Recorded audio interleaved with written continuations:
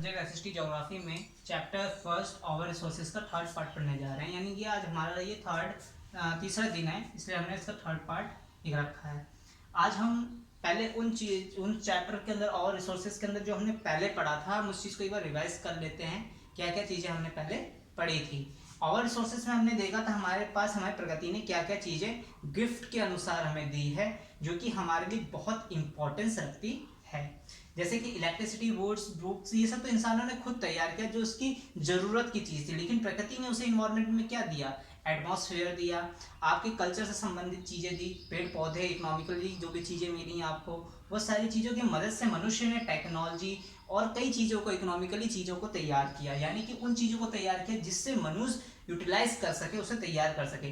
प्रकृति ने लोहा दिया लेकिन कच्चे रूप में दिया, उसको प्रयोग रूप किसने बनाया, मनुष्य ने बनाया।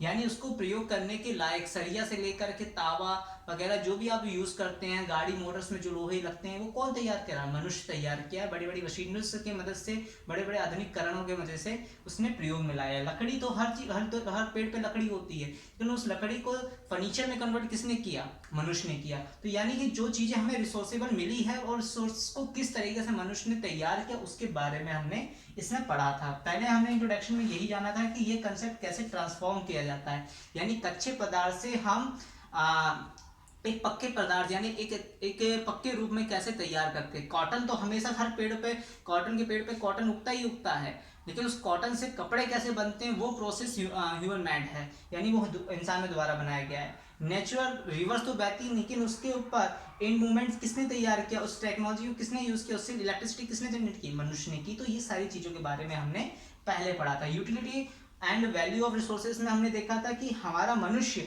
कैसे उसको यूज करता है। जैसे कि लोहा है तो लोहे को कैसे वो तैयार करने का प्रोसेस करता है, लकड़ी है, लकड़ी से कैसे फर्नीचर बनाएगा। पहले लकड़ी को काटेगा, लकड़ी को काट के शेप में लाएगा, शेप में लाने के बाद उसको जिस चीज़ के लिए तैयार करना उसके अलग अलग पार्ट्स बनाएगा, फिर उसको असेंबल करेगा, फिर उसको यूज करने लायक बनाएगा। तो यानी कि वो रिसोर्स किस तरीके से वो यूजेबल रिसोर्सेज बनाता है। तो हमने इस सब चीज़ों के बारे में पढ़ा था। फिर उसके बाद हमने 4 कंसेप्ट के बारे में और पढ़ा था, जिसमें हम लीगल और एस्थेटिक्स और इथिकल और इकोनॉमिकल वैल्यू के बारे में पढ़े थे। लीगल यानी कानूनी रूप से, एस्थेटिकल यानी सुंदरता के ऊपर डिपेंड किया, इथिकल्स यानी कि हमारे ह्यूमन बिहेवियर के ऊपर डिपेंड करने वाला, और इकोनॉमिकल वैल्यू जो हमारे समाज के लिए डिपेंडेबल है। उसके अलावा हमने टाइप्स ऑफ रिसोर्सेज पढ़ा था।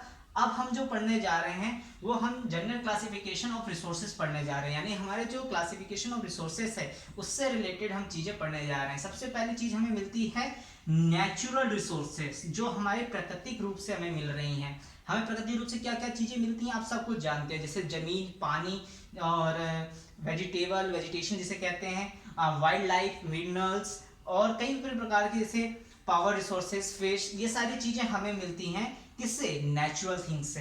यानी नेचर से मिलने वाली वो सारे वस्तु जो हमें प्रकृति रूप से हमें मिल रहा है, जिसको हम यूज कर रहे हैं, उसको हम नेचुरल रिसोर्स कहते हैं। कच्चे ही रूप में प्रयोग कर रहे हैं, हम उसको पक्के रूप में यूज नहीं कर रहे, हम कच्चे रूप में ही प्रयोग कर ले रहे हैं। जैसे आपकी हो गई लैंड, जमीन हो गई, जमीन को हम कच्चे रूप में, जैसे जिस तरीके से जमीन है हम उसी तरीके से यूज करें, पर उसमें कुछ उगा ले रहे हैं वो बात अलग है। लेकिन लैंड कैसी है, वो कच्चे रूप में है, उसको हम वैसे ही यूज कर रहे हैं। सॉइल क्या है, मिट्टी, मिट्टी कच्चे रूप में है, हम मिट्टी को किस प्रकार से प्रयोग कर रहे हैं, पेड़ पौधे उगाने या किसी भी चीज में कर रहे हैं, तो सॉइल तो एक कच्चा पदार्थ में है। पानी क्या है, पानी हमारे पीने से संबंधित से नहाने से संबंधित सारे प्रयोग में रहता है, हम उसको प्योरीफाई करके पी लेते हैं, लेकिन उसको कच्चे ही रूप में पी रहे हैं, कोई इसमें कोई अलग चीज नहीं, उसमें कुछ उसका सजावट नहीं कर रहे हैं, उसमें कोई नए रिसोर्सेबल इंक्लूड नहीं कर रहे हैं। इसी तरीके से सब्जियां हैं, हम उसको उगा रहे हैं, लेकिन हम उसको उसी प्रकार से भी प्रयोग कर रहे हैं। वाइल्ड लाइफ एनिमल्स वगैरह हैं, वो भी उसी प्रकार से जनरेट हो रहे हैं नेचर के द्वारा। मिनरल्स हैं, वो भी इसी प्रकार से मिल रही हैं, और फिशेस भी हम अपने उसी प्रकार से पा रहे हैं। वो खाने की चीजें, वो सारी चीजें हमें जो नेचुरली हमें वैसे रिसोर्स दे रहा है, उसको हम उसी प्रकार से यूटिलाइज कर ले रहे हैं, उसमें कोई चेंजेस नहीं कर रहे हैं। That is a natural resources, वो सारी नेचुरल रिसोर्सेज मानी जाती हैं। उसके बाद आता है आपका ह्यूमन रिसोर्सेज, यानी मानव द्वारा जो मानवीय रिसोर्सेज हैं, जो मानव के द्वारा की गई रिसोर्सेज हैं। जैसे कि आपके बुक के अकॉर्डिंग बताया जा रहा है, they are the most important resources of the world. ये सबसे मोस्ट इंपॉर्टेंट रिसोर्स है, human being that's the most important resource in the world. यानी कहने का मतलब है जो ह्यूमन रिसोर्स है, जो मानव एक रिसोर्स के रूप में है, वो सबसे ज्यादा इंपॉर्टेंस रखने वाला रिसोर्स माना जाता है।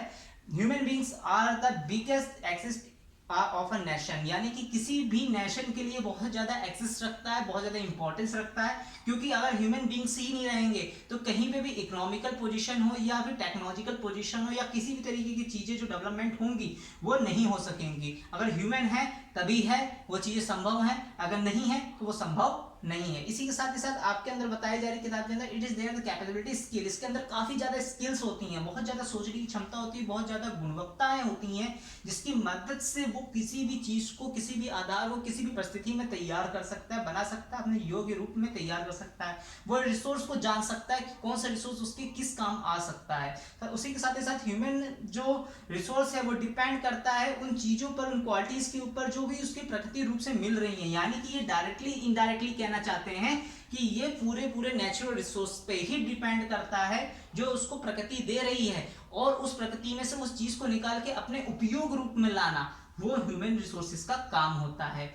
ये सारी चीजें इंक्रीजेबल भी हो सकती है, डिक्रीजेबल भी हो सकती है। जिस तरीके से मिनरल्स उसको मिलेगा उस तरीके से वो काम करेगा, अगर उसको मिनरल कम मिलेंगे तो उसकी संख्या भी कम होती चली जाएगी। उसी तरीके से इसमें और भी चीजें बताई जा रही हैं, जैसे कि ये एक तरीके से डेवलपमेंट प्रोसेस से भी जुड़ा हुआ है, एजुकेशन, ये सारी चीजें इसी के अंतर्गत आती है। अगर ह्यूमन रिसोर्स को डेवलप करना है तो सबसे पहले उसको एजुकेशन देना पड़ेगा। एजुकेशन क्या होती है? शिक्षा होती है। शिक्षा देना क्यों जरूरी है? शिक्षा देना इसलिए जरूरी है ताकि वह वो उन चीजों को जान सके, उन वस्तुओं को जान सके जिसको वो उपयोगी करने वाला है, यानी उसको यूज करने वाला, यूटिलाइजेशन करने वाला है, उसके बारे में जान सके।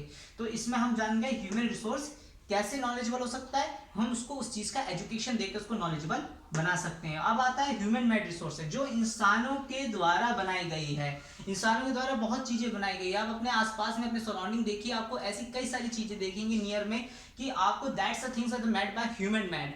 वो सारी चीजें ह्यूमन मेडिकल बनाई हुई है। जैसे दैट्स लाइक अ बिल्डिंग्स, आप बिल्डिंग्स को देखेंगे तो उसको मजदूरों द्वारा, आर्किटेक्चर्स द्वारा वो चीजें कन्वर्ट की गई हैं एक अच्छे बिल्डिंग्स के रूप में, एक पिलर्स के रूप में, एक तरीके से तैयार की गई है जिसकी वजह से वो मजबूत और टिकाऊ रूप से खड़ी हुई है। उसी के साथ ही साथ मोटर्स, कार वगैरह, बाइक्स वगैरह, etcetera, you can see that's the things are the made by human made resources. वो सारी चीजें ह्यूमन मेड रिसोर्सेज मानी जाती हैं। साथ ही साथ उसके साथ उसकी साइंटिफिक, ट्रेडिशनल और कई चीजें उससे जुड़ी हुई होती हैं। साइंटिफिक यानी कि साइंस से जुड़ी हुई, टेक्नोलॉजिकल जुड़ी हुई, और ट्रेडिशनल यानी कि उसके कल्चर से जुड़ी हुई और उसका प्रयोग के रूप में लाने वाली चीजें। जो भी चीजें आप प्रयोग करते हैं वो ह्यूमन मेड रिसोर्सेज के अंतर्गत में करते हैं। अब उसके बाद आता है आपका क्लासिफिकेशन ऑफ बेसिस रिन्यूएबिलिटीज। रिन्यूएबिलिटीज क्या होती हैं, मैं लिख देता हूं यहाँ पे, क्लासिफिकेशन ऑफ रिन्यूएबिलिटी। इसमें आपके दो कंसेप्ट आते हैं, एक रिन्यूएबल्स और इनहर्स्टेबल्स। इनहर्स्टेबल्स और रिन्यूएबल्स का मतलब होता है आपकी वह वस्तु जो फिजिकली और इकोनॉमिकली और मैकेनिकली जो तैयार होती हैं वो होती हैं रिन्यूएबल्स, जिसको हम दोबारा प्रयोग कर सकते हैं। और इनहेरिटेबल्स होती हैं जो एक बार energy, solar energy, water energy, forest, wildlife, ये सारी इनहॉस्टेबल्स होती है। यानी कि ये दो रिसोर्सेज के बारे में बताया जा रहा है।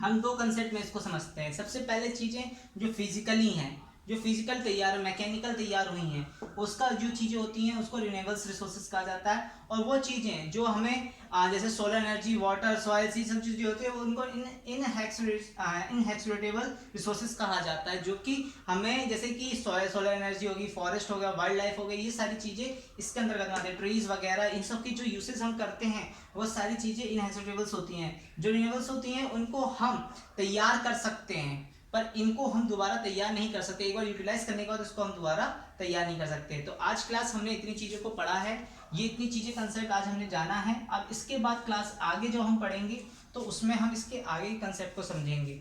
आपको इतनी चीज़ों के बारे में अपनी बुक में पढ़ना है, इनसे संबंधित हार्ड वर्ड्स निकालने हैं। आपके सामने कुछ वर्ड्स आपको मिल भी गए होंगे बुक्स में, उन सारे बुक्स के हार्ड वर्ड्स ढूंढने हैं और आंसर्स के लिखने हैं, और साथ ही साथ यहाँ तक के नोट्स प्रिपेयर करने हैं। Thank you class.